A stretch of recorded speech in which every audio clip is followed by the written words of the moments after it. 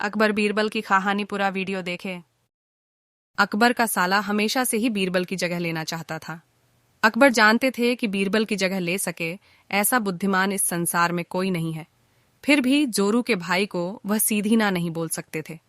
ऐसा करके वह अपनी लाडली बेगम की बेरुखी मोल नहीं लेना चाहते थे। इसीलिए उन्होंने अपने साले साहब को एक कोयले से भरी बोरी दे दी और कहा कि जाओ और इसे हमारे राज्य के सबसे मक्कार और लालची सेठ सेठ दमड्डीलाल को बेचकर दिखाओ। अगर तुम ये काम कर गए तो तुम्हें बीरबल की जगह वजीर बना दूंगा। अकबर की इस अजीब शर्त को सुनकर साला अचंभे में पड़ी डेच गया। वह कोयले की बोरी लेकर चला तो गया, पर उसे पता था कि वह सेठ किसी की बातों में नहीं आने वाला, ऊपर से वह उल्टा उसे ही चूना लगा देगा। हुआ भी यही। सेठ दमड्डीलाल ने कोयले की बोरी के बदले एक ढेला भी देने से इनकार कर दिया। साला अपना सा मुंह लेकर महल वापस लौट आया और अपनी हार स्वीकार कर ली। अब अकबर ने वही काम बीरबल को करने को कहा। बीरबल कुछ सोचे और फिर बोले कि सेठ दमड्डीलाल जैसे मक्कार और लालची सेठ को यह कोयले की बोरी, क्या मैं सिर्फ कोयले का एक टुकड़ा ही 10,000 रुपये में बेच आऊंगा। यह बोलकर वह तुरंत वहां से रवाना हो गए।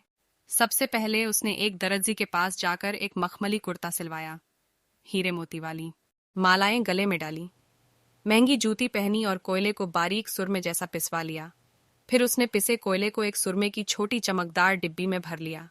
इसके बाद बीरबल ने अपना भेष बदल लिया और एक मेहमान घर में रुककर इश्तिहार दे दिया कि बगदाद से बद्दे शेख आए हैं जो करिश्माई सुरमा बेचते हैं, जिसे आंखों में लगाने से मरे हुए पूर्वज दिख जाते हैं, और यदि उन्होंने कहीं कोई धन गाढ़ा है तो उसका पता बताते हैं। यह बात शहर में आग की तरह फैली। सेठ दमड्डीलाल को भी ये बात पता चली। उसने सोचा जरूर उसके पूर्वजों ने कहीं न कहीं धन गाढ़ा होगा।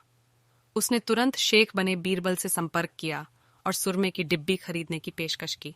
शेख ने डिब्बी के 20,000 रुपये मांगे और मोल भाव करते करते 10,000 में बात तय हुई। पर सेठ भी होशियार था। उसने कहा, मैं अभी तुरंत ये सुरमा लगाऊंगा और अगर मुझे मेरे पूर्वज नहीं दिखे तो मैं पैसे वापस ले लूंगा। बीरबल बोला, बिल्कुल आप ऐसा कर सकते हैं। चलिए शहर के चौराहे पर चलिए और वहां इसे जांच लीजिए। सूरमे का चमत्कार देखने के लिए भीड़ इकट्ठा हो गई। तब बीरबल ने ऊंची आवाज में कहा, ये सेठ अभी ये चमत्कारी सुरमा लगाएंगे और अगर ये उन्हीं की औलाद हैं जिन्हें ये अपना माँ बाप समझते हैं तो इन्हें इनके पूर्वज दिखाई देंगे और गड्ढे धन के बारे में बताएंगे। लेकिन अगर आपके माँ बाप में से किसी ने भी बेईमानी की होगी और आप उनकी असल औलाद नहीं होंगे तो आपको कुछ भी नहीं दिखेगा। और ऐसा कहते ही बीरबल ने सेठ की आंखों में सुरमा लगा दिया।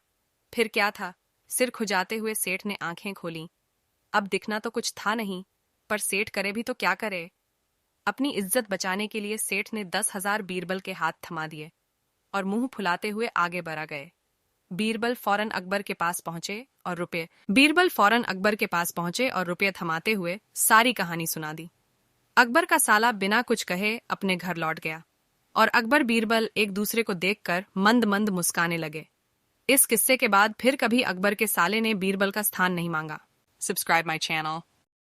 Thanks for my watching video.